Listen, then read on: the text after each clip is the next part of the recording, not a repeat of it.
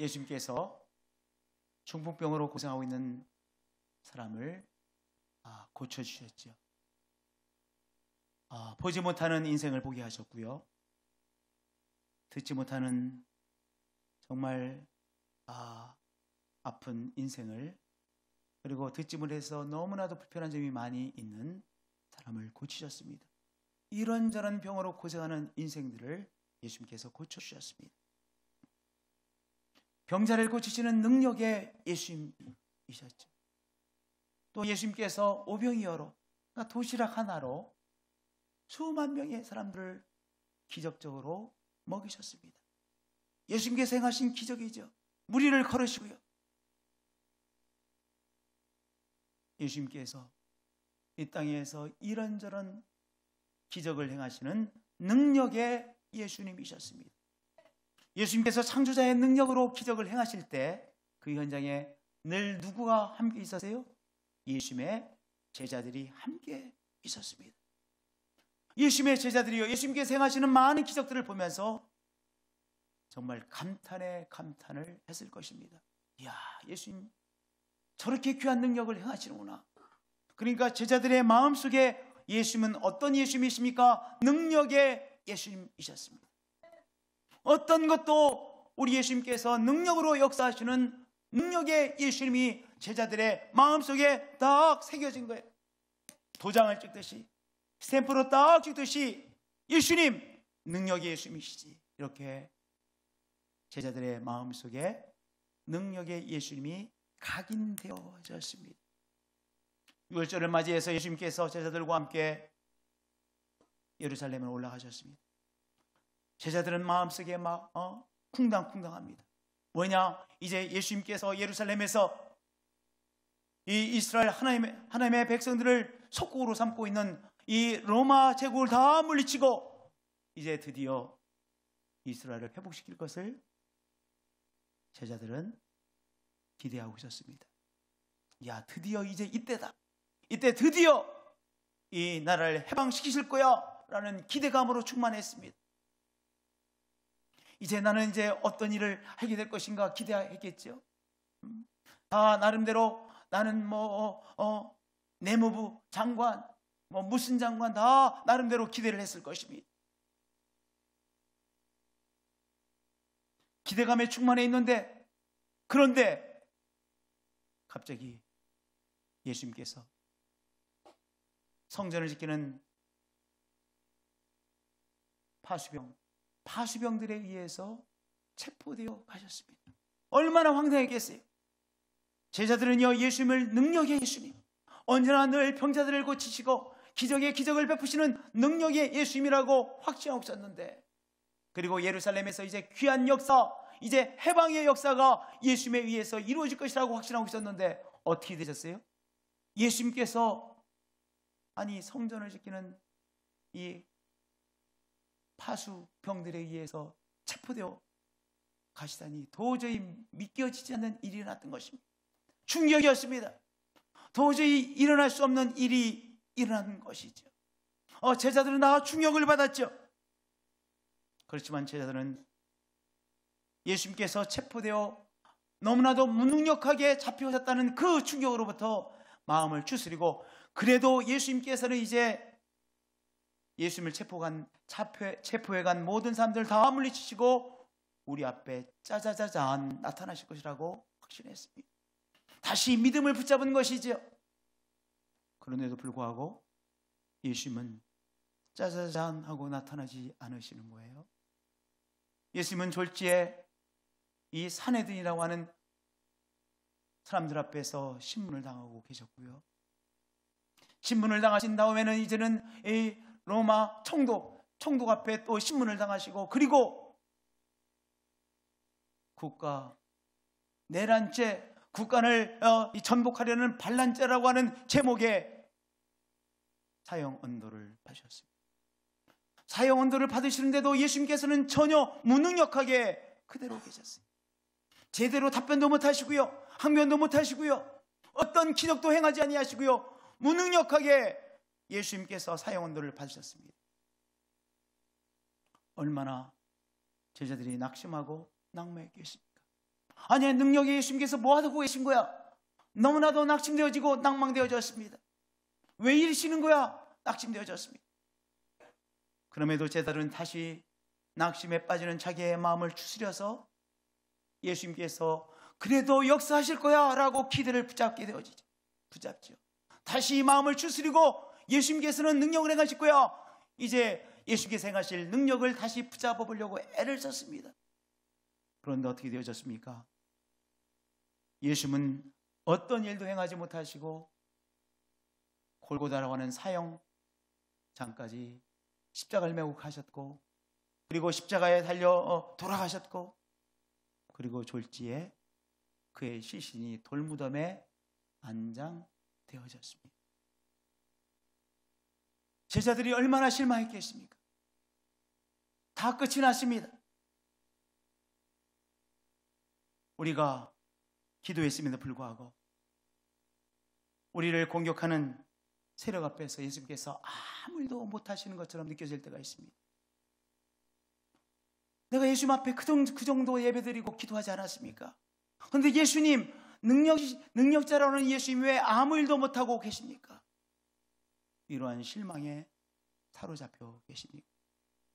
내가 예수님께서 행하실 것을 믿고 기대하고 했음에도 불구하고 또 역시 예수님이 행하지 않았음에도 불구하고 다시 예수님에 대한 믿음을 붙잡고 다시 마음을 새롭게 붙잡고 예수님을 믿어보려고 했었고 기도했음에도 불구하고 역시 예수님 아무런 능력을 행하지 못하고 계시는 그 예수님 앞에서 실망하고 낙담하고 계십니까? 아무 일도 행하지 못하시고 그리고 나의 삶은 끝이 난 것 같아서 절망하고 계십니까?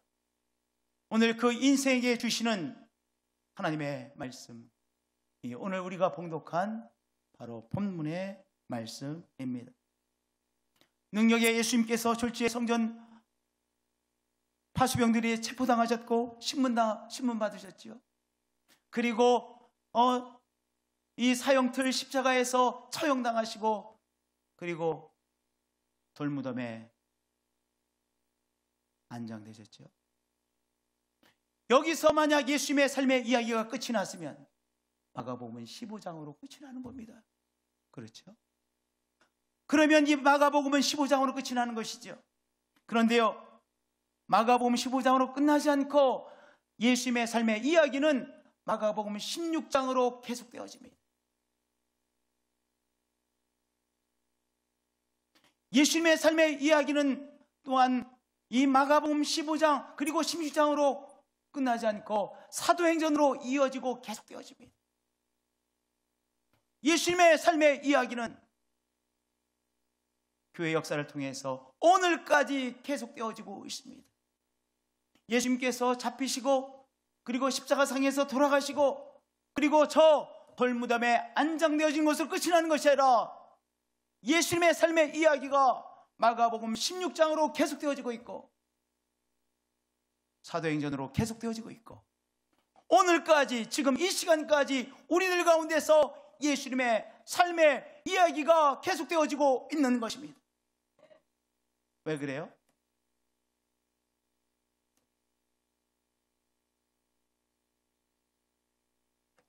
예수님께서 무덤 속에 머물러 계시지 않으시기 때문인 것이죠.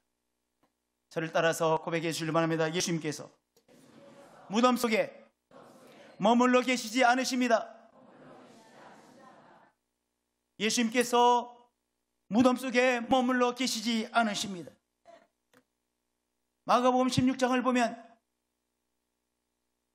예수님이 돌무덤에 계신 것으로 돌무덤에 계신 예수님에게 이제 향유 기름을 발라드리기 위해서 여인들이 무덤에 찾아왔습니다.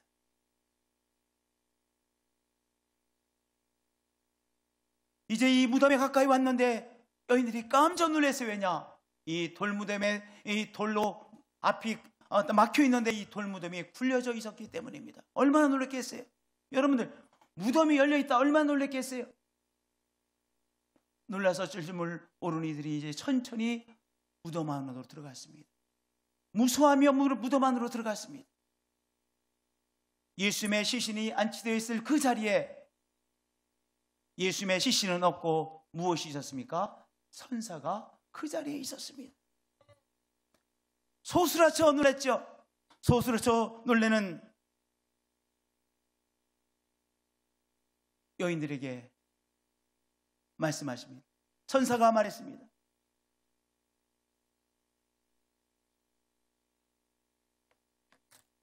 우리 한 목소리 읽을까요? 죄송합니다. 읽겠습니다. 시작.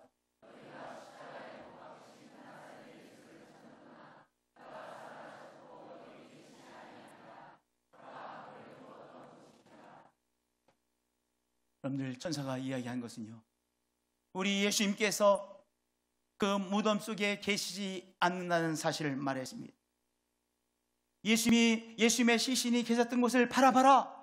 그곳에 이곳에 예수님의 시신이 계시지 않지, 이 사실을 말한 것입니다. 예수님의 시신이 여기에 머물러 있지 아니하시고, 예수님의 시신이 여기 무덤에 머물러 있지 아니하고, 예수님은 살아나셨느니라라고 천사는 말했습니다. 여러분, 우리는 시시때때로 돌무덤 속에 시신으로 계시는 예수님을 우리가 찾습니다. 그러나 예수님께서 무덤 속에 머물러 계시지 않으십니다. 우리는 때때로 어릴 적 기억 속에만 머물러 있는 예수님을 찾죠. 우리의 어릴 적, 우리의 기억 속에만 머물러 계신 예수님을 찾습니다. 그때 교회 가서 예수님을 섬기는 것, 우리 함께 예배드리는 것, 친구들과 예배드리는 그 시간 좋았는데, 우리의 어릴 적 기억 속에만 머무르는 우리가 예수님을 찾습니다. 그러나 예수님께서 우리의 기억 속에 갇혀 계시지 않으십니다. 우리는 때때로 교리 속에 갇혀 계신 예수님을 찾습니다. 그러나 우리 예수님은 우리의 교리 속에 갇혀 계신 분이 아니시죠. 우리는 때때로 역사책에 갇혀있는 예수님을 찾습니다. 역사 속에나 기록되어 있는 예수님이라고 생각합니다. 그러나 우리 예수님은요, 역사의 기록에 갇혀 계신 예수님이 아니십니다. 할렐루야. 우리 예수님은 초대교회나 역사하셨던 분이라고 생각합니다. 그러나 우리 예수님은요, 초대교회 역사 속에 갇혀 계신 예수님이 아니십니다. 우리는 때때로 우리의 생각 속에, 어렴풋이나마 우리의 생각 속에 갇혀 계신 예수님이라고 생각합니다. 그러나 우리 예수님은 우리의 생각 속에, 우리의 개념 속에 갇혀 계신 예수님이 아니십니다. 예수님을 가둬놓은 그 세력으로부터 예수님은 부활하셨죠. 예수님을 가둬놓은 그 세력을 깨트리고 예수님은 부활하셔서 오늘도 우리의 삶에 찾아오시고 우리를 위해서 일하시는 예수님이신 것입니다. 할렐루야. 예수님은 역사 속에 갇혀 계시지 아니하시고, 예수님은 부활하셔서 우리의 삶 속에 찾아오시고 우리에게 오늘 말씀하시고 우리의 연약한 인생들을 붙잡아 주시고 깨닫지 못하는 인생들에게 깨달음을 주시는, 오늘도 살아서 역사하시는 예수님이십니다. 예수님의 삶의 이야기가 마가복음 15장으로 끝난 것이 아니기에 오늘도 예수님의, 살아계신 예수님을 만나는 귀한 역사가 우리 가운데서 오늘도 진행되어지고 있는 것이죠. 마가복음 15장의 말씀에 보면 사망의 세력이 예수님에게 완벽한 승리를 거둔 것으로 보였습니다. 예수님께서 이제 시신으로 매장까지 되셨으니까요. 죄악의 세력이 예수님 앞에 완벽한 승리를 거둔 것으로 보였습니다. 그렇죠. 예수님을 그렇게 증오했던 증오의 세력이 완벽한 KO승을 예수님에게 거둔 것처럼 보였습니다. 예수님을 죽인 사람들도 우리가 완벽하게 이겼다라고 그렇게 신나서 박수를 쳤을 것입니다. 일반 대중들도 예수님은 이제 돌아가셨다라고, 이제 예수님은 완벽하게 패배되었다고, 예수님을 따르는 무리들은 다 금방 없어질 것이라고 그렇게 생각했습니다. 제자들도 이제 예수님은 다 끝이 났다라고 그렇게 확신했습니다. 이제 예수님과 함께 꿈꿨던 귀한 꿈들도 이제 다 물거품이 되어졌다라고 제자들은 그렇게 생각했습니다. 이제 예수님과 함께 했던 모든 것이 다 끝이 났다라고 생각했습니다. 그런데 바로 그때 예수님께서 부활하심으로 귀한 역사가 새롭게 시작되어진 것이죠. 예수님께서 무덤 속에 머물러 계시지 않으십니다.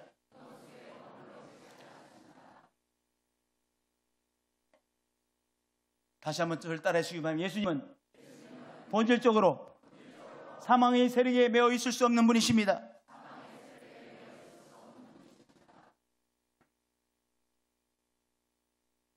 이제 모든 것이 끝이 났다라고 제자들까지도 생각하는 그 시점에, 그때 예수님께서 다시 부활하셨습니다. 이 예수님의 부활의 사건을 이렇게 사도행전 2장 24절은 우리에게 설명해 주고 있습니다. 뭐라고 설명해 주고 있어요? 한 목소리를 읽겠습니다. 하나님께서 그를 사망의 고통에서 풀어 살리셨으니, 하나님께서 그를 사망의 고통에서 풀어 살리셨으니는 그가 사망에 매어 있을 수 없었습니다. 우리 예수님께서 본질적으로 사망의 세력에 매어 있을 수 없는 분이시라는 사실입니다. 어둠이 빛을 메워놓을 수 있습니까? 어둠이 빛을 막아설 수 있습니까? 아무리 어둠이 깊어도, 아무리 어둠이 강력해도 이 다가오는 빛을 어둠이 막아설 수 없습니다. 왜냐하면 빛의 본질 때문입니다. 어둠이 빛을 결단코 이길 수 없습니다. 저를 따라서 해주시기 바랍니다. 어둠이 빛을 결단코 이길 수 없습니다. 어둠이 결단코 빛을 이길 수 없죠. 어둠이 아무리 빛을 막으려고 해도 어떻게 됩니까? 빛의 본질 때문에 어둠은 물러가고 그 어둠이 장악하던 그 자리를 빛이 차지하게 되어지죠. 빛이 비추게 되어지죠. 사도행전 2장 24절은 그 사실을 우리에게 말씀해주고 있는 것입니다. 마찬가지로 생명자체이신 예수님께서 사망의 세력에 도저히 막혀 매어 있을 수 없었다는 사실입니다. 왜냐하면 예수님의 생명의 본질 때문입니다. 빛의 본질 때문에 어둠이 빛을 막아설 수 없듯이 우리 예수님은 생명 그 자체이시기에 어둠의 세력, 죽음의 세력, 사망의 세력이 예수님을 계속 붙잡아 놓을 수 없었던 것입니다. 여러분들, 절망이라고 하는 것은 죽음의 세력이죠. 우리가 절망하면요 아무것도 못하게 되잖아요. 우리의 생각도 다 못하게 되어지죠. 우리가 절망에 빠지면 의욕도 다 상실되어지죠. 내가 무엇을 해보겠다, 이 어려움을 극복해내겠다고 하는 거 다 없어지죠. 절망이라는 것은 무엇이에요? 죽음의 세력. 저를 한번 따라서 해주시면 합니다. 절망은 죽음의 세력입니다. 분명 이 절망은 죽음의 세력이에요. 그래서 우리가 절망에 빠져버리면, 절망은 죽음의 세력이기 때문에 제대로 생각도 못하고 삶의 의욕도 다 잃어버리고 일어나서 일하지 못하고 어려움을 극복해 나가려고 하는 우리의 의지를 다 상실하게 되어집니다.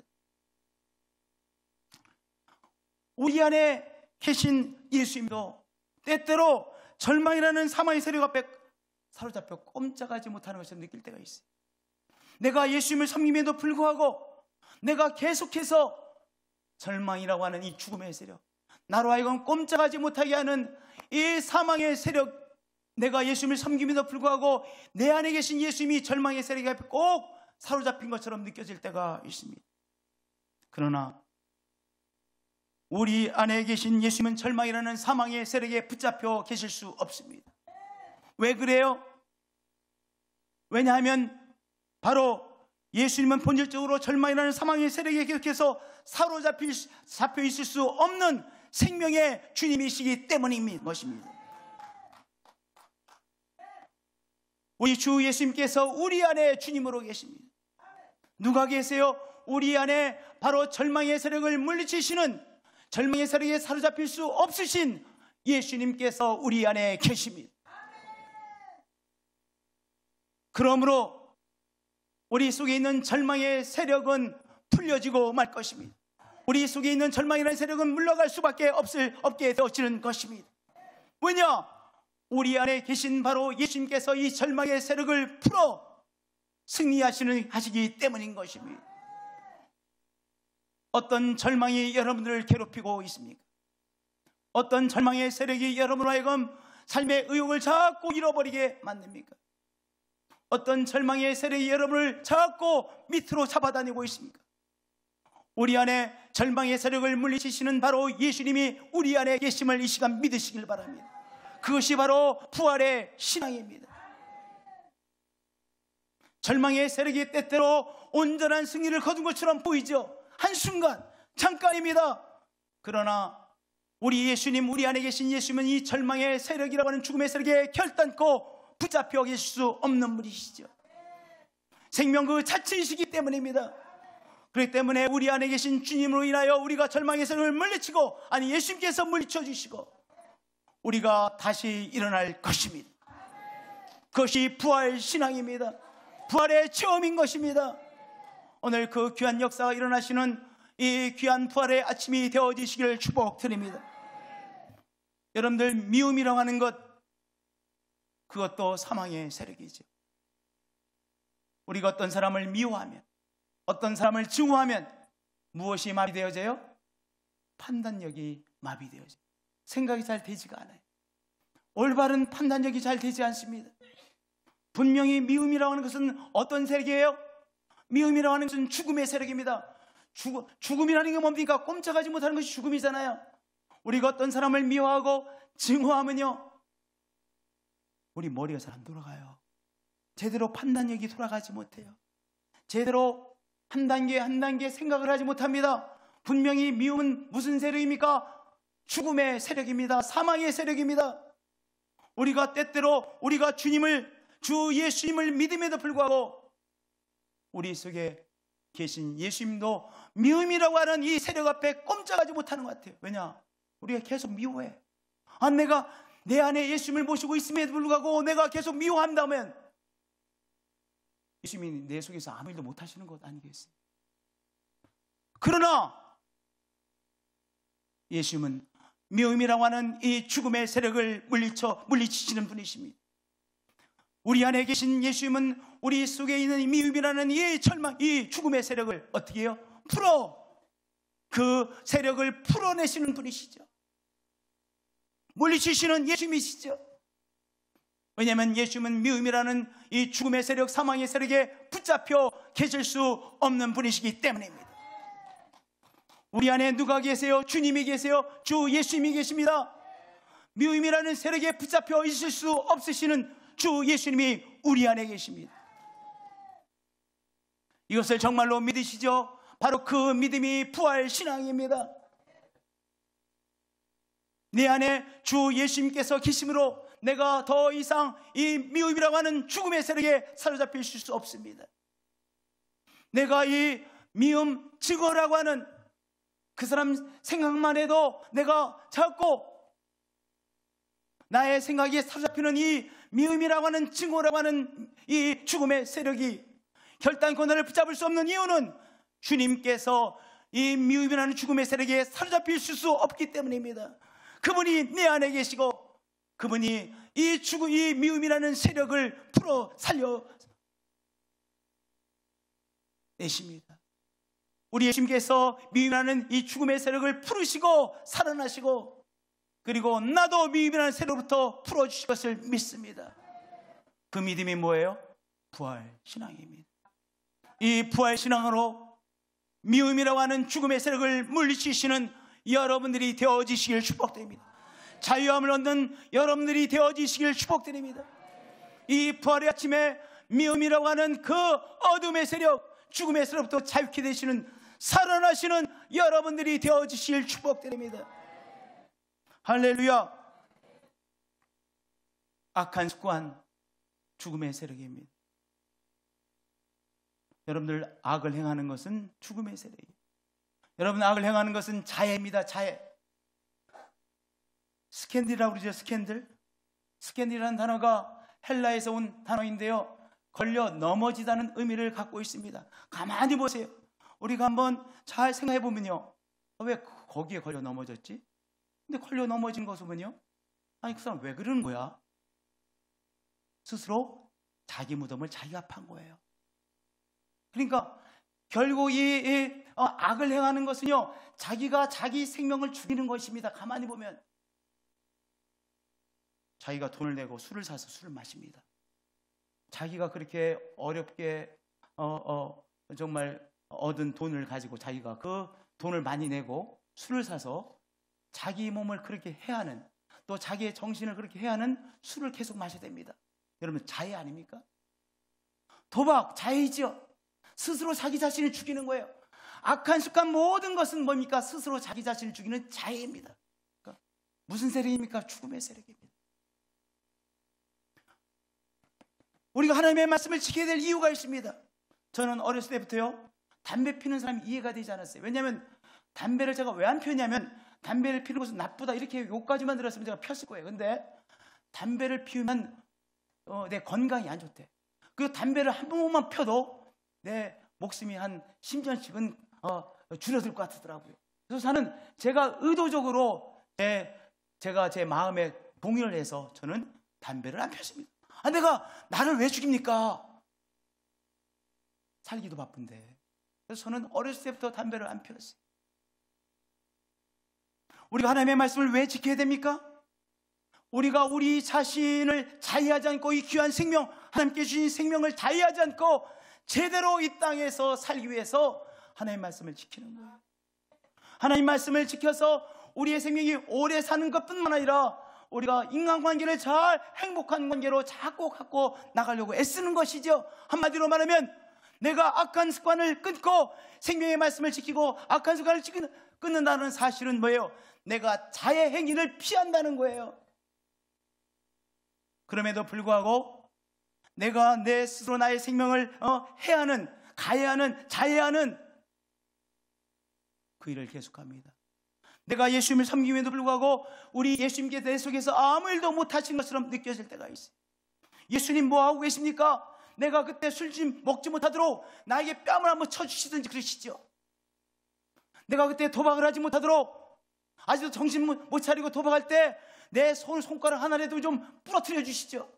그런데도 도박의 습관을 끊지 못하는 사람이 있습니다. 나를 스스로 자해하는, 생명을 자해하는 일을 계속하는 경우가 있습니다. 예수님은 무엇을 하고 계시는가 그렇게 느껴지기도 합니다. 그러나 죽음의 세력이 예수님을 결단코 계속 메어놓을 수 없습니다. 왜냐하면 본질적으로 예수님은 죽음의 세력, 이 자기 자신을 해하는 바로 이 악한 죄악이라고 하는 이 죽음의 세력에 매여 계실 수 없는 분이시기 때문입니다. 그 예수님께서 어디에 계세요? 우리 안에 계십니다. 저를 따라서 고백해 주시기 바랍니다. 예수님께서 내 안에 계십니다. 다시 한번, 예수님께서 내 안에 계십니다. 그 예수님께서 이 죽음의 세력을 물리치시고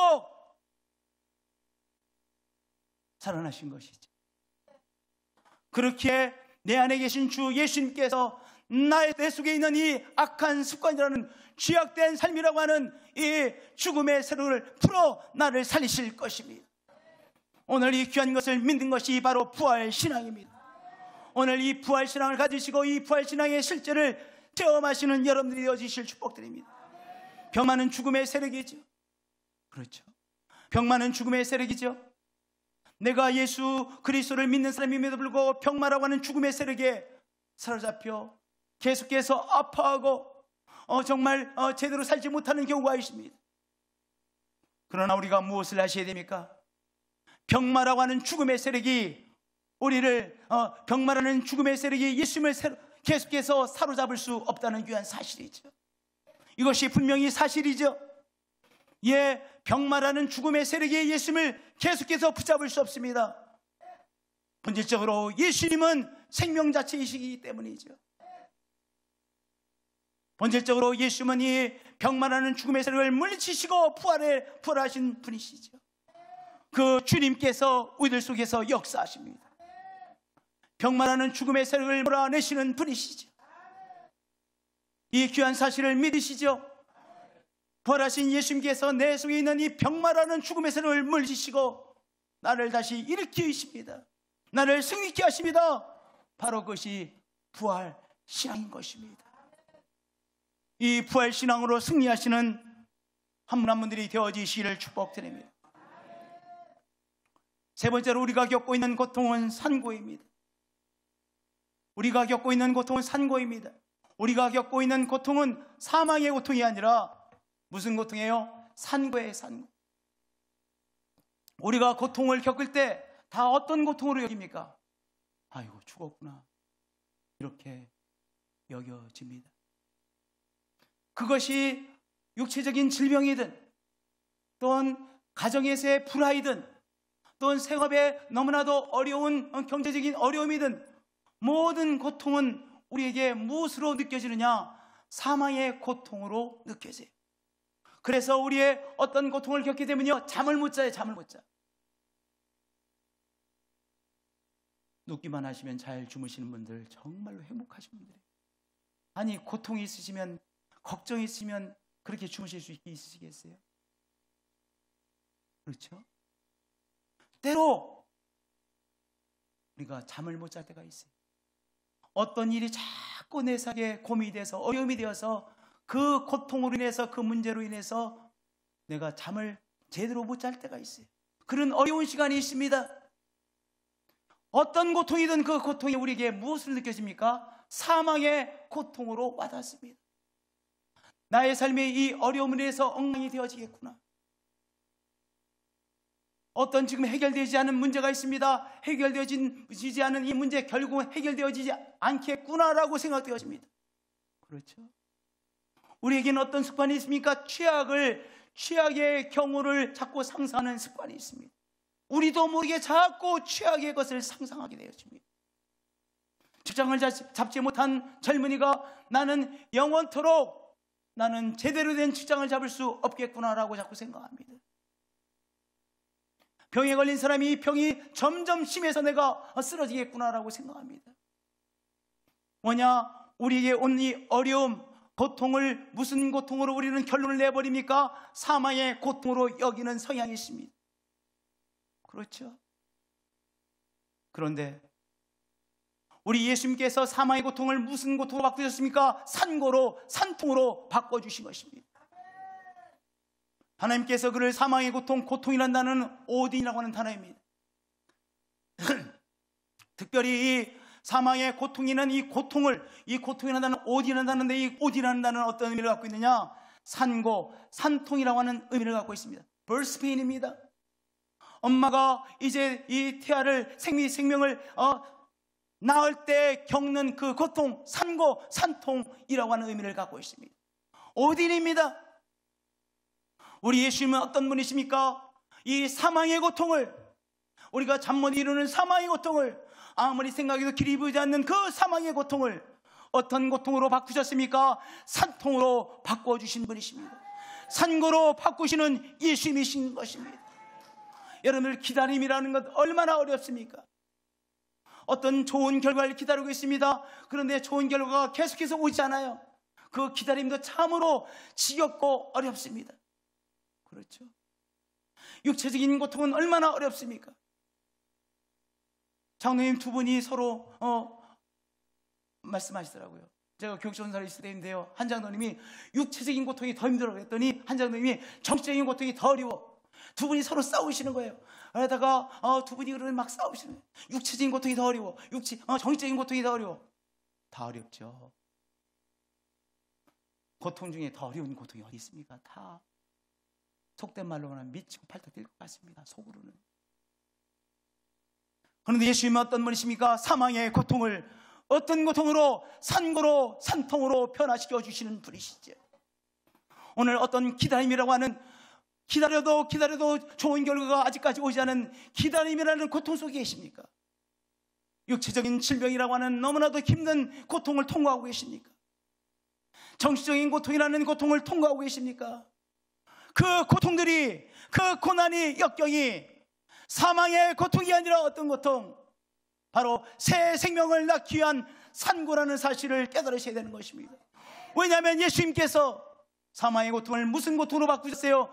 새 생명을 낳는 산고로 바꾸어 주셨습니다. 부활은 무엇입니까? 사망의 고통을 예수님께서 산통으로 새 생명을 낳는 산고로 바꾸신 사건인 것입니다. 어떤 고통 속에 계십니까? 어떤 기다림이라는 고통 속에 계십니까? 직장에 나가시는 것이 하루하루가 너무나도 힘겹고 버겁게 느껴지십니까? 축복이라는 새 생명을 낳기 위한 산통이십니다. 육체적인 질병으로 얼마나 고생을 하고 계십니까? 믿음이라는 새 생명을 얻기 위한, 낳기 위한 산고산통입니다. 여러분의 고통은 바로 영적 성장이라는 새 생명을 낳기 위한 산고요 산통입니다. 예수님의 정말 진정한 제자가 되어지는 제자라는 새 생명을 낳기 위한 산고요 산통입니다. 바로 사명자라고 하는 사실을 깨닫기 위해 깨닫는 바로 이 새 생명을 낳기 위한 산고요 산통인 것입니다. 오늘 우리가 짊어지고 있는 이 어려움들이 바로 새 생명을 낳기 위한 산통인 것을 여러분 깨달으시기를 축복드립니다. 이 부활의 아침에 사망의 고통이 무엇으로 바뀌는 것입니까? 산통으로 바뀌는 것이죠. 그 은총을 체험하시는 한 분 한 분들이 되어지시기를 축복드립니다. 산통 없이는 무엇이 절대로 없습니까? 새 생명의 탄생이 없는 것이죠. 오늘 이 고통을 통해서 그러나 사망의 고통이 아니라 산고인 것을 깨달으시고 새 생명, 우리 하나님 안에서의 놀라운 축복의 새 생명을 얻기 위한 산통임을 깨달으시는 우리 한 분 한 분들이 되어지시기를 예수님의 이름으로 축복드립니다. 예수님의 이름으로 축복드립니다.